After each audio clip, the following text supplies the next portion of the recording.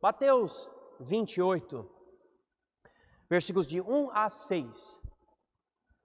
E no fim do sábado, quando já despontava o primeiro dia da semana, Maria Madalena e a outra Maria foram ver o sepulcro. E eis que houvera um grande terremoto, porque um anjo do Senhor, descendo do céu, chegou, removendo a pedra da porta, e sentou-se sobre ela. E o seu aspecto era como um relâmpago, e as suas vestes brancas como neve. E os guardas, com medo dele, ficaram muito assombrados e como mortos. Mas o anjo, respondendo, disse às mulheres: não tenhais medo, pois eu sei que buscais a Jesus que foi crucificado. Ele não está aqui, porque já ressuscitou, como havia dito. Vinde, vede o lugar onde o Senhor jazia. Então, esse anjo aqui diz para essas mulheres em versículo 6, ele não está aqui, porque já ressuscitou. Amém? Esse é o nosso Salvador, já ressuscitou. Quando nós evangelizamos, nós encontramos várias pessoas. E tem pessoas nesse mundo que não acreditam em Deus. E claro, não acreditam que Jesus ressuscitou. Quando eu evangelizo, eu muitas vezes preciso procurar um lugar onde nós temos uma crença em comum. Nós acreditamos a mesma coisa. E eu, entre várias crenças, eu descobri algo que é basicamente uma crença comum entre todos nós. Vamos para Hebreus capítulo 9, por favor. Hebreus 9. A Bíblia diz aqui, em Hebreus 9, 27, e como aos homens está ordenado morrerem uma vez, vindo depois disso o juízo. Diz aqui, aos homens está ordenado morrerem uma vez. Em outras palavras, todos nós vamos morrer. Todos nós. Eu sei que existe o arrebatamento, mas eu estou enfatizando especificamente a crença comum. Ninguém nesse planeta, normalmente eu digo, claro, pode ter alguma pessoa aqui ou ali, mas no geral, 99,9% da população diz, eu vou morrer um dia. Todo mundo morre. Não tem como escapar à morte. A morte é o fim de todos. Pessoas têm até medo da morte, não gostam de falar sobre a morte, acham ruim ficar focando na morte. Nós somos crentes e nós falamos muito sobre a morte, muito mesmo. Para nós é uma realidade que exige uma resposta. O que é que nós vamos fazer com a nossa morte? Eu não quero dizer que alguém aqui vai morrer esse ano, da nossa igreja, mas eu não quero ser burro também, pode acontecer. A morte é uma realidade. O pessoal da Ucrânia estava bem.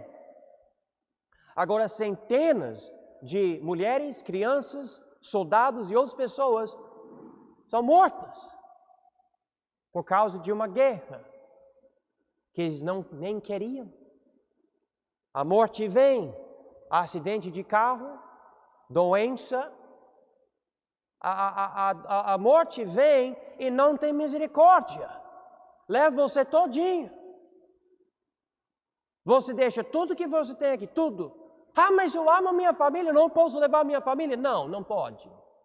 Ah, mas a minha casa, eu trabalhei 30 anos para ter essa casona que eu tenho. Não pode levar. Meu dinheiro, não pode. As minhas joias, não pode. A minha beleza, nem a beleza você leva, você fica muito feio quando você morre. Você não leva nada. Absolutamente nada. Ninguém briga sobre isso, é uma realidade. Há cientistas que falam que estamos chegando mais perto da realidade de poder aumentar as nossas vidas, viver por mais tempo. Eu vi um artigo esses dias, eles descobriram um jeito de passar algo na mão e uma mulher de 80 anos de idade, que tem pele de uma mulher de 80, ela pode voltar para uma mulher que tem 50 anos de idade, pelo menos a pele. Quem quer comprar esse produto? Alguém quer? Enfim, é um produto que eles estão produzindo agora. E já existem outras coisas que você pode fazer. Há uma celebridade americana que ela canta country music. E ela, eu não sei, eu acho que ela tem 120 anos de idade, mas eu não sei, eu acho que ela teve tanta cirurgia na cara dela que parece que ela tem 50 anos de idade, né? Mas eu falei, impossível ela parecer tão nova assim, porque ela, quando eu era criança, as pessoas falavam sobre ela. Agora eu estou com 40 e alguns anos de idade, então imagina a idade dela. Mas um dia, essa mulher que tem todo esse plástico na cabeça dela e tudo, ela também vai morrer. Vai morrer. Todos nós vamos morrer. Você pode achar uma pílula. Eu me lembro de um candidato que queria ser presidente dos Estados Unidos. O nome dele é Ben Carson. Ele era o primeiro médico cirurgião para separar dois gêmeos que nasceram com as cabeças assim, juntadas, o cérebro. Ele cortou e conseguiu separar esses gêmeos. E ele acredita que um dia nós vamos descobrir algo para você poder morar ou viver, por 800, 900 anos. Ainda você vai morrer. Você vai morrer. Você pode aumentar até os anos do corpo assim, mas você vai ter acidente de carro ou câncer, alguma coisa, e você vai morrer. Você vai, e eu vou morrer. Se o arrebatamento não chegar antes, ele diz aqui, aos homens está ordenado, morreram uma vez. Pelo menos essa é a situação dos seres humanos normais. Porque existe alguém que não é normal. E o nome dele é Jesus Cristo. E ele morreu e ressuscitou. Ele até deu uma profecia, falou várias vezes. Um dia, o povo vai me pegar, prender, amarrado, vai me levar, vai me castigar, vai me perseguir, vai me matar, e após 3 dias, eu vou ressuscitar. Irmãos, ele ressuscitou. A nossa igreja batista independente, aqui no Ouro Preto do Oeste, existe porque Jesus ressuscitou. Você está aqui hoje à noite, na Páscoa, porque Jesus ressuscitou. Irmãos, nós estamos falando sobre uma realidade histórica. A morte mata todos nós e ninguém ressuscita, mas Jesus morreu e ressuscitou. Pouco menos do que 2000 anos atrás. A morte é o inimigo da humanidade, mas Jesus venceu esse inimigo. Quem gostaria de ver a sua família daqui uns 300 anos? Você gostaria de ver sua família, seus filhos, seus netos? A Bíblia diz, pela salvação, nós vamos ressuscitar e estar com Ele. E todo mundo que recebe Jesus também vai estar com Ele em corpo ressurreto. Irmãos, essa promessa faz parte da nossa fé. Nós temos novos valores eternos. Eu gostaria de ter uma casona, um carrão, coisas. Eu gostaria de viajar mais. Mas olha, a maior casa no mundo não é nada comparado com somente a porta da mansão que nós vamos ter lá no céu. E pela ressurreição, nós sabemos que nós vamos voltar um dia. Jesus voltou, Ele promete que Ele vai trazer a mesma ressurreição para nós. Nós podemos ir para Israel hoje. Nós podemos ir para o lugar onde tem o sepulcro de Jesus. E nós não vamos achar nenhum osso ali. Já passou 2000 anos e você pode conversar com todos os arqueólogos que tem até hoje lá, com pincel, com pá, outra coisa mexendo lá entre as pedras, tirando a poeira, tirando a areia, procurando evidências de qualquer coisa. Esses dias eles descobriram uma coisa incrível. Eles descobriram uma coisa de metal e usando alta tecnologia acharam as maldições dentro desse negócio que Moisés deu para o povo nos primeiros livros da Bíblia. É uma coisa incrível. Eles falam que o valor desse negócio é igual ao valor dos rolos do Mar Morto. Vocês podem pesquisar isso na internet, uma coisa incrível que eles descobriram. E uma coisa muito especial. Mas eles nunca acharam o corpo de Jesus Cristo. Nunca. Nem o osso, nem pele, nem cabelo, nada. Ele não está lá. Jesus ressuscitou. O único que conseguiu isso. Na verdade, irmãos, a ausência de Jesus, o corpo dele, é tão impressionante que tem certos ateus famosos que querem até dizer que Jesus nem existia. Para evitar o problema da ausência do corpo de Jesus, aí eu me lembro, por exemplo, Richard Dawkins, ele é um ateu. Ele estava num debate versus um matemático chamado John Lennox. Eu assisti o debate. Eu acho que aconteceu lá na Inglaterra, não lembro. Um debate eu achei demais. Eu gostei muito do debate entre os dois. O ateu e o matemático cristão, que também é apologista cristão. E o Richard Dawkins, esse ateu, ele negou. Eu acho que Jesus não existiu. E daí, John Lennox, ele começou a falar várias coisas e esse ateu precisou voltar e falar, tá bom, provavelmente ele existia, né? Por que ele quer negar a existência de Jesus? Quando há tantas evidências históricas, historiadores, livros da Bíblia e várias outras coisas mostrando claramente que Jesus realmente existia, porque Jesus não está no túmulo, ele ressuscitou, não tem como achar o corpo dele. Cadê Jesus? A Bíblia diz que depois, uns 40 dias, ele voltou no corpo para a glória.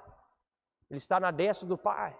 Quando você ora nesse momento, Jesus está no corpo dele, que ele tinha aqui. Quando ele nasceu para a Virgem Maria, ele está lá, nesse corpo, ouvindo as nossas orações. Quando você ora para Deus, Jesus, nosso sumo sacerdote e advogado, ele nos representa diante de Deus. Ele mostra as marcas dos pregos nas mãos dele para Deus, para ele nos representar diante do Pai e falar, sim, podemos responder à oração dessa pessoa, porque essa pessoa crê em mim, essa pessoa me recebeu, eu sou o Salvador dessa pessoa.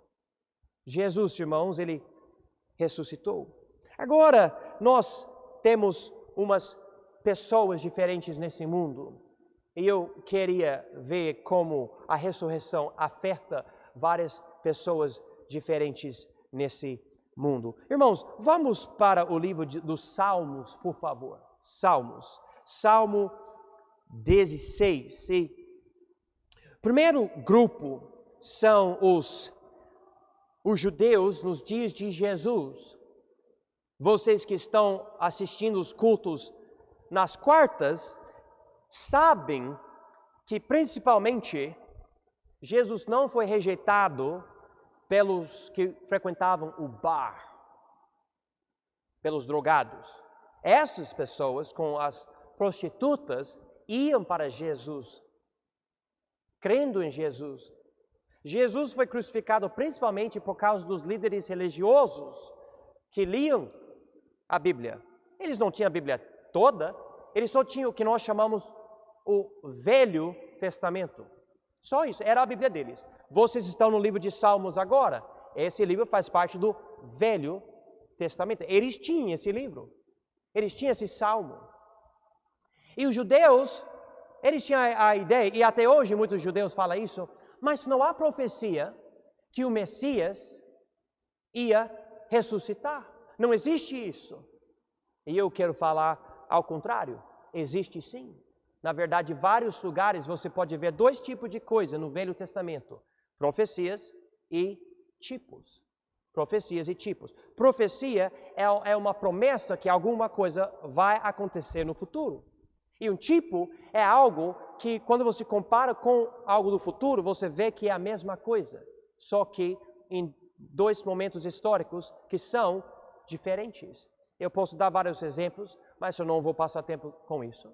Note aqui o que o salmista Davi escreveu aqui em Salmo 16, note que versículo 9. Portanto, está alegre o meu coração e se regozija a minha glória. Também a minha carne repousará segura, pois não deixarás a minha alma no inferno, nem permitirás que o teu santo veja corrupção. Marque essas palavras, não permitirás que o teu santo veja corrupção. Quando você lê essas palavras, no contexto do Salmo, você pode pensar, então Davi está dizendo, Deus vai proteger ele porque Davi está obedecendo a Deus. Sim, é verdade. Deus ajudou muito Davi por causa da obediência dele. Mas vamos lembrar de algo muito importante. Essa é uma hermenêutica, um princípio para interpretar a Bíblia. Quem escreveu a Bíblia? Homens santos. Quem é o autor da Bíblia? O Espírito Santo. Quando você lê esse livro, você está percebendo o respiro de Deus na sua cara. Ele está falando contigo. Esse livro é um livro vivo e tudo tem valor. Você está aqui lendo um salmo extremamente antigo, cantado pelos judeus antes do nascimento de Jesus. E nós ainda temos uma cópia desse salmo aqui, até na língua portuguesa. Amém. Mas é relevante e importante para nós.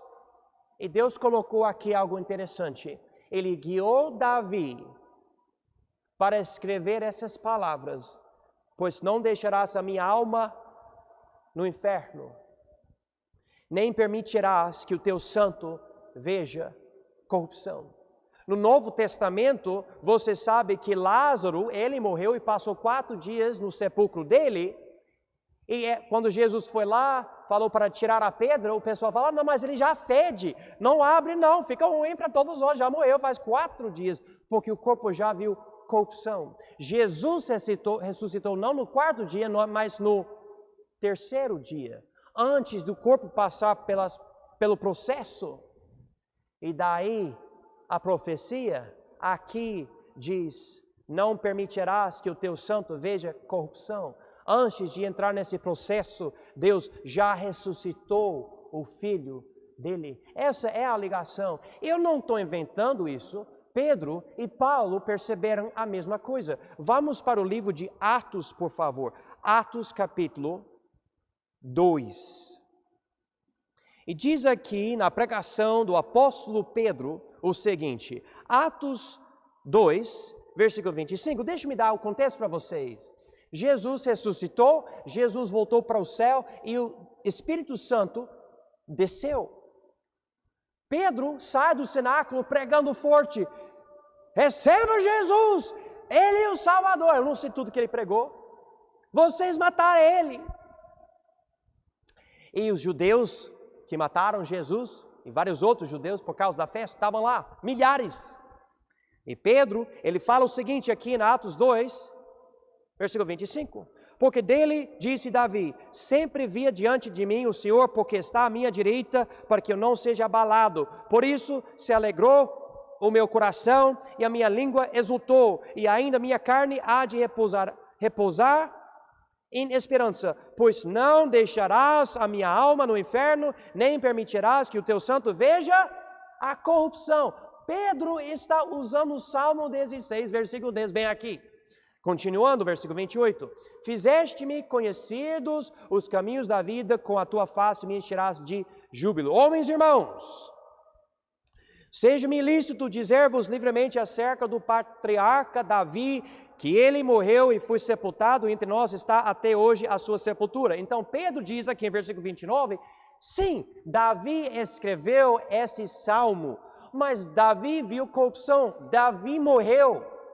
Então não pode estar falando somente de Davi. Espiritualmente sim, mas fisicamente não. Versículo 30.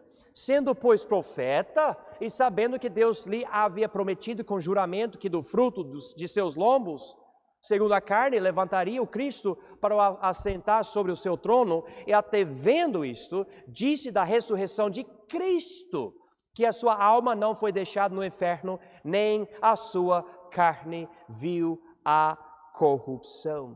Deus ressuscitou a este Jesus, do que todos nós somos testemunhas, de sorte que, exaltado pela destra de Deus, e tendo recebido do Pai a promessa do Espírito Santo, derramou isto que vós agora vedes e ouvis. Porque Davi não subiu aos céus, mas ele próprio diz: disse o Senhor ao meu Senhor, assenta-te à minha direita, até que ponha os teus inimigos por escabelo de teus pés. Saiba, pois, com certeza toda a casa de Israel. Agora Pedro está pregando mesmo.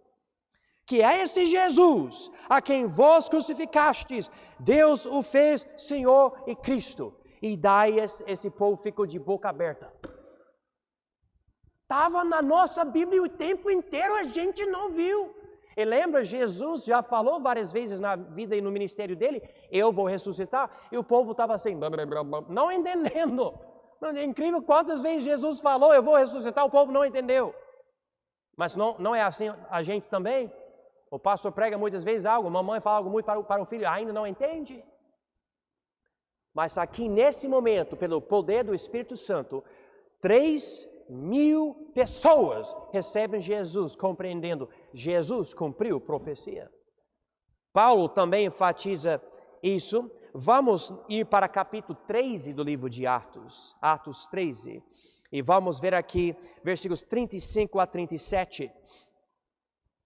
Paulo disse que, por isso também em outro salmo diz, não permitirás que o teu santo veja corrupção, porque na verdade, tendo Davi no seu tempo servido conforme a vontade de Deus, dormiu, foi posto junto de seus pais e viu a corrupção. Mas aquele a quem Deus ressuscitou, nenhuma corrupção viu.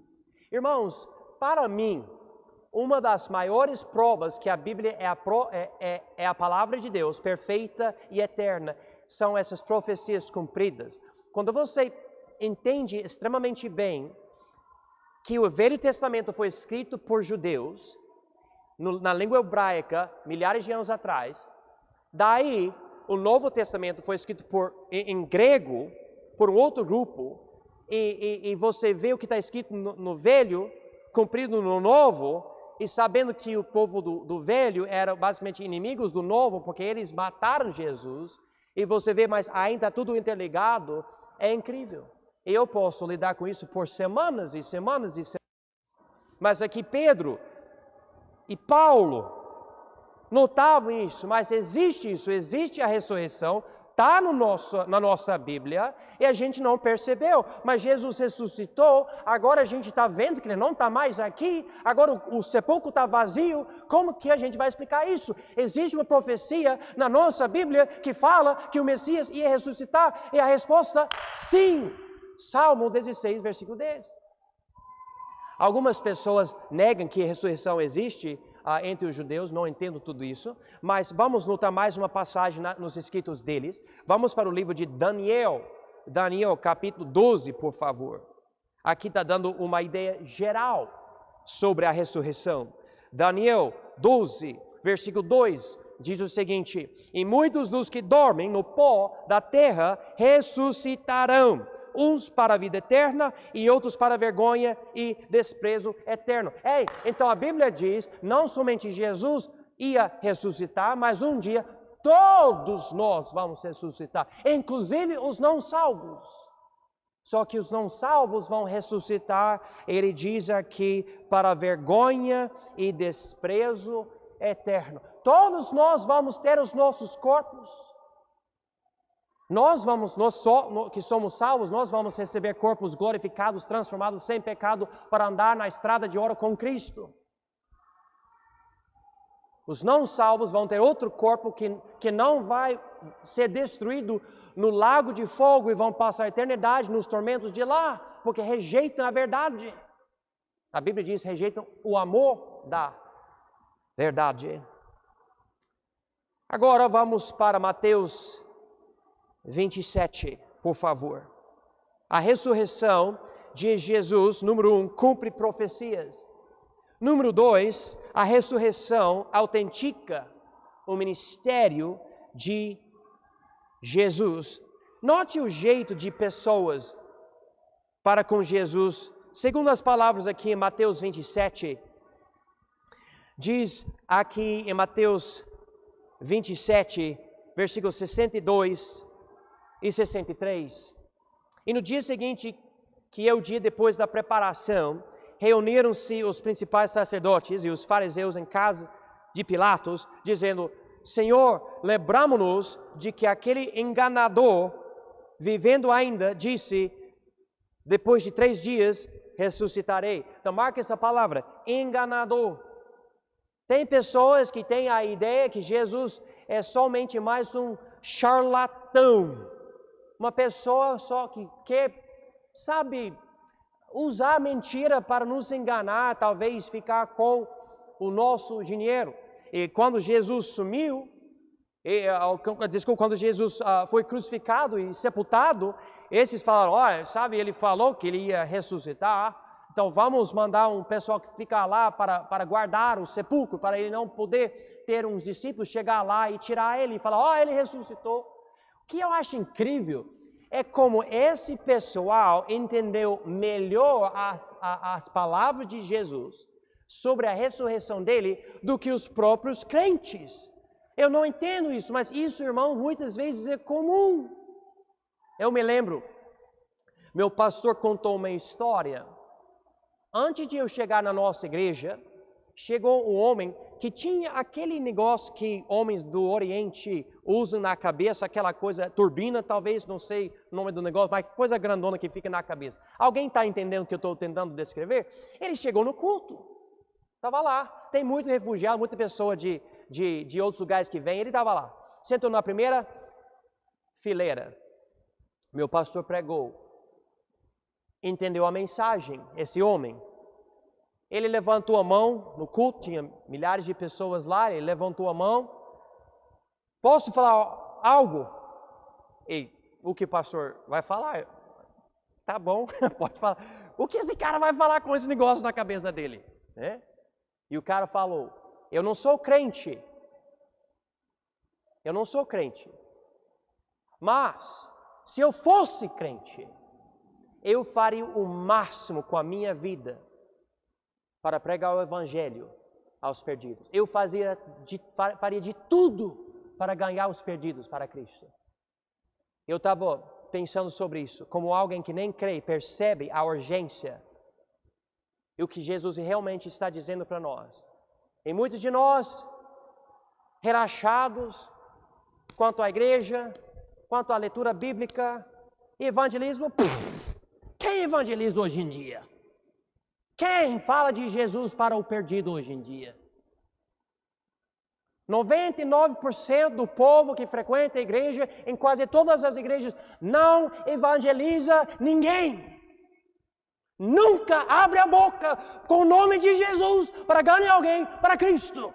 Mas esse descrente de outro país chegou e falou: se eu tivesse fé em Jesus, eu daria o resto da minha vida para ganhar perdidos para Cristo. E aqui, esses homens nem acreditavam em Jesus, mas entenderam: ele é um enganador, ele falou que vai ressuscitar, precisamos dar um jeito para ninguém poder tirar o corpo dele e falar que ele ressuscitou. Então eles fizeram isso. Mas imagine o que a ressurreição fez quando ele sumiu. Ele não estava mais no sepulcro. Ele não estava mais nesse lugar. Eles estavam meio loucos. O que nós vamos fazer? Os guardas que eles mandaram foram de volta para eles e falaram: olha, vieram 2 homens de branco, uma luz, e Jesus não está mais no sepulcro. Eles estavam com medo, Porque sabe, naquela época, soldado que não faz um bom serviço, ele pode até morrer. Então, os do Sinédrio falaram, não tem problema, a gente vai dar um dinheiro para vocês, cala a boca, não fala nada. E nós vamos falar que os discípulos chegaram e roubaram o corpo de Cristo. Imagina, um grupo de pescadores indo contra soldados romanos com espadas, conseguindo tirar o corpo de Cristo. E tem uma pedra grandona também que tem que tirar. Mas essa era mentira daquela época. Eles não sabiam o que fazer. Mas a ressurreição, quando você consegue mostrar para alguém que nós cremos nessa realidade, é poderosa. Nós precisamos enfatizar para pessoas que são descrentes. Nós acreditamos que Jesus historicamente ressuscitou. É um evento histórico, aconteceu. E Ele é o único que ressuscitou. Note que a importância disso no livro de Romanos, por favor. Romanos capítulo 1. E diz aqui, nas palavras de Paulo, Romanos 1, Paulo, servo de Jesus Cristo, chamado para apóstolo, separado para o Evangelho de Deus, o qual antes prometeu pelos seus profetas nas Santas Escrituras, acerca de seu Filho, que nasceu da descendência de Davi, segundo a carne, declarado Filho de Deus em poder, segundo o Espírito de Santidade, pela ressurreição dos mortos, Jesus Cristo, nosso Senhor. Na hora que você chegar à conclusão que Jesus verdadeiramente ressuscitou, isso deve mudar tudo sobre a sua vida, porque você reconhece, Jesus é diferente do que qualquer outra pessoa, Ele não tem igual. Todo mundo morre e permanece morto, mas Jesus morreu e ressuscitou. Ele diz aqui, isso declara Jesus é o Filho de Deus. A ressurreição autentica o ministério de Jesus. Número 3, rapidinho aqui, vamos para 1 Coríntios 15. 1 Coríntios 15, a ressurreição de Jesus cumpre profecias, a ressurreição de Jesus autentica o ministério de Jesus. E número 3, a ressurreição de Jesus garante salvação em nome de Jesus. A Bíblia diz aqui em 1 Coríntios 15, 17, e se Cristo não ressuscitou, é vã a vossa fé e ainda permaneceis nos vossos pecados. Se você é o tipo de, entre aspas, crente, que fala que você é crente, mas no coração você não acredita que Jesus ressuscitou, para você é um mito, é uma falsidade, então você ainda está nos seus pecados. Se Jesus não ressuscitou, você não tem nada. Pior ainda, Jesus seria mentiroso se Jesus não ressuscitasse. Ele diz exatamente isso aqui. Vamos notar 2 versículos em Romanos 4, primeiro, e depois Romanos 10. Romanos 4, versículo 25, diz o seguinte: o qual por nossos pecados foi entregue e ressuscitou para nossa justificação. Basicamente, eu entendo a ressurreição desse jeito.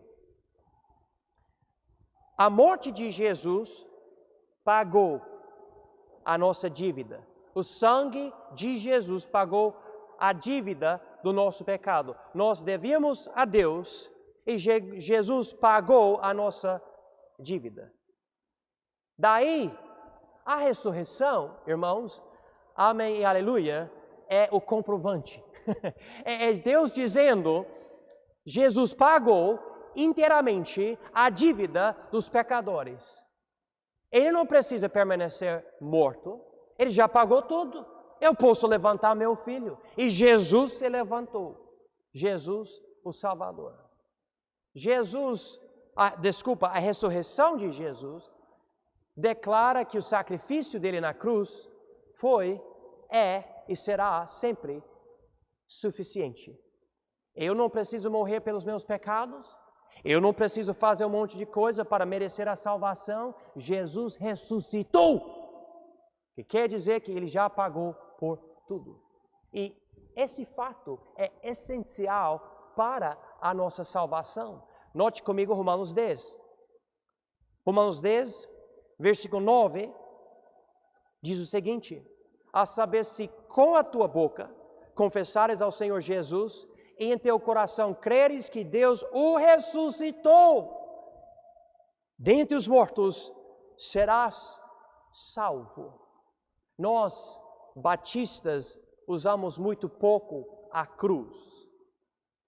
Temos aqui ou ali, símbolo aqui ou ali, o logotipo da nossa igreja. Tem uma Bíblia com o mundo por trás e uma cruz em frente, dizendo o foco da nossa interpretação da Bíblia é Jesus e a obra dele na cruz para a nossa salvação, para alcançar o mundo. Essa é a ideia do nosso logotipo, da nossa igreja.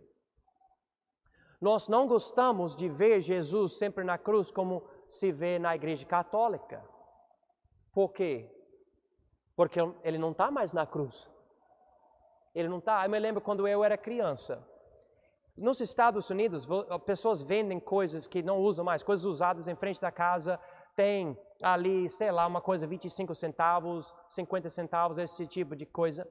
Eu era muito pequeno, eu fui com meu pai e eu vi uma cruz e Jesus estava na cruz. E frequentávamos a igreja. Eu falei, pai, vamos comprar essa cruzinha aqui que vai ser legal, né? Tipo, não sei o que estava pensando. E meu pai aprendeu algo na igreja. Ele falou para mim, tá bom, vamos comprar. Mas quando chegarmos em casa, nós vamos tirar Jesus da cruz, porque ele não está mais na cruz. Eu achei bacana, eu lembrei disso. Até hoje eu lembro disso. Hoje eu nem compraria uma cruz. Eu não quero uma cruz, eu não quero usar como uma joia, alguma coisa, porque era o que foi usado para crucificar Jesus. É execução, uma forma do governo romano matar criminosos. Mas naquele momento eu aprendi algo, através do meu pai. Jesus não está mais na cruz. Ele não está morto ainda. Ele está vivo, no corpo dele, ressurreto. Eu sirvo um Salvador vivo. Número 4. A ressurreição de Jesus derrota a morte. Note comigo Atos capítulo 2. Atos capítulo 2 diz aqui em versículo 24. 2:24 do livro de Atos. Ao qual Deus ressuscitou, desfazendo as dores da morte, pois não era possível que fosse retido por ela. Jesus derrotou. Quando você pensa, mas parece que a morte é tão permanente, você não volta. Quem já esteve no hospital com alguém morrendo e você estava pensando, quando essa pessoa partir dessa vida, eu não vou ver mais essa pessoa. Quem já passou por isso? Eu já passei por isso. Eu me lembro quando minha avó estava morrendo no hospital. E na noite que ela morreu, eu me lembro, ela estava sofrendo com dores. Ela teve um infarto cada 30 segundos, 20 segundos. Infarto. O médico falou, você está vendo esse aqui que estava com aquele negócio? Cada vez que você vê assim, é um infarto. Aí eu falei, mas quantos infartos uma mulher pode ter sem morrer? Mas eu me lembro ela gritando no fim, Jesus, Jesus, Jesus, Jesus. Eu lembro disso. E nós saímos do hospital, nossa família saímos, e daí recebemos uma ligação, uma chamada, eu não lembro exatamente como que ficou, e minha avó faleceu. Eu me lembro, meu pai entrou no quarto, meu pai raramente chora, raramente, provavelmente eu posso lembrar de todas as vezes que eu vi o meu pai chorar, eu posso colocar todas as vezes em uma mão só. Mas eu me lembro, meu pai chorando e conversando com a mãe dele, mas ela não estava lá, ela já faleceu. Pedindo perdão, esse tipo de coisa. Você já pediu perdão de alguém que já morreu? É isso que meu pai fez, eu lembro. Momento muito difícil. A Bíblia diz, porém, que Jesus venceu a morte. E quando você morrer, meu irmão, você não vai permanecer morto, não. Você vai estar com Jesus para sempre. E um dia, a Bíblia diz que seu corpo vai ressuscitar. Tudo isso porque Jesus conseguiu ressuscitar. Eu posso ler mais, mas eu vou pular. Vamos para o número 5, a última coisa hoje à noite. A ressurreição de Jesus resolve tudo. Existe o intelectual nesse mundo. Pessoa que pensa muito. Eu estava escutando um intelectual hoje, me preparando para essa mensagem, um homem muito conhecido. O nome dele é Jordan Peterson. Ele estava conversando com as pessoas, ele estava dando uma palestra na Universidade Cambridge, se eu não me engano, mas lidando com o significado da vida e como você deve viver e que tipo de alegria você deve ter comparado com o significado da vida. Mas o pessoal de lá não estava conversando sobre Jesus e a Bíblia. Era algo bem mais temporal, bem mais, ou temporário, desculpa, bem mais superficial. Mas quando você pensa sobre a vida e chega à conclusão que realmente Jesus ressuscitou, isso muda tudo. Você pode tentar entender como ele ressuscitou, por que ele ressuscitou, tudo, mas quando você compreende que literalmente e historicamente isso aconteceu, muda tudo. Por exemplo, eu acho que Tomé, na Bíblia, ele era mais ou menos assim. Porque quando Jesus apareceu depois da ressurreição, para os discípulos, Tomé não estava presente. E eles falaram para ele, Tomé, Jesus apareceu para nós, a gente viu ele. E Tomé, meio assim pensando, não, eu não aguento isso. Não aguento. Eu não quero uma mentira. Eu vou ter que colocar o meu dedo na marca do cravo ou prego, na mão dele. E onde a lança furou o lado dele, eu vou ter que colocar minha mão lá dentro, para ter certeza que ele ressuscitou, ou eu não vou acreditar. Sabe quando às vezes a pessoa fala algo para você que você quer que seja verdade mesmo, mas você tem medo que talvez não seja, então você não quer crer por causa do medo? Tomé estava sofrendo com isso. Quando, passando uns 8 dias, Jesus apareceu para eles de novo, Tomé estava presente. Ele viu Jesus. E Jesus falou para ele, toca aqui se quiser. Toca aqui se quiser, hein? Coloca o dedinho aqui. Tomé. E Tomé falou, Senhor meu, Deus meu. Ou seja, ele começou a ligar tudo. Esse homem diante de mim, nesse momento, é Deus. Ele compreendeu. A ressurreição tem esse poder. Quando a pessoa consegue compreender corretamente a ressurreição de Jesus Cristo, você compreende, ele não é normal. Ele é nosso Deus. Ele merece a nossa adoração. Isso nos leva para uma mudança nas suas prioridades. Deixa eu fazer uma pergunta para vocês.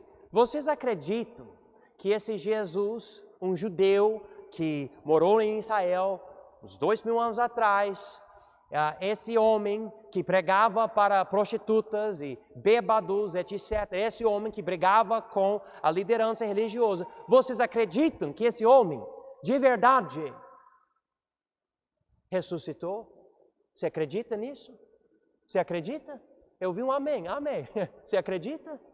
Ou aconteceu, não aconteceu, mas se aconteceu, isso afeta a sua vida? Ou é uma coisa, tipo, é uma ideia dentro de um livro antigo que algumas pessoas, sei lá, escreveram anos atrás, é só isso? Ou algo que você pensa, meu Salvador, Ele ressuscitou! Eu não creio em Maomé ou Buda. Esses estão mortos até hoje. Eu tenho Jesus, o único que o Pai levantou. O único.